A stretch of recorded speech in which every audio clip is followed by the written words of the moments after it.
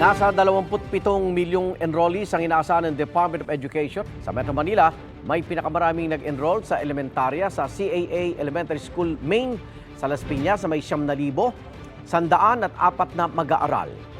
Base yan sa paunang datos itong June 13, alas 4 ng hapon.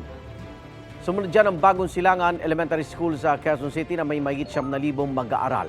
Nasa top 5 din ang Rosa L. Susano at Holy Spirit Elementary School sa Quezon City at ang Tenement Elementary School sa ilalim ng Taguig at Pateros.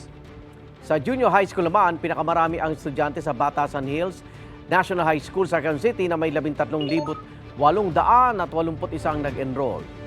Kasunod niyan ang Parañaque National High School, Main Camarin High School at Justice Cecilia Muñoz Palma High School sa Quezon City, pati ang Nagpayong High School sa Pasig. Pinakamarami naman ang senior high school students sa Parañaque National High School, Main, na may mahigit 6,000 nag-enroll. Sumusunod ang Lagro High School sa Quezon City, Nagpayong High School sa Pasig, Commonwealth High School sa Quezon City din, at ang Pasay City West High School. Igan, mauna ka sa mga balita, mag-subscribe na sa GMA Integrated News sa YouTube para sa iba't ibang ulat sa ating bansa.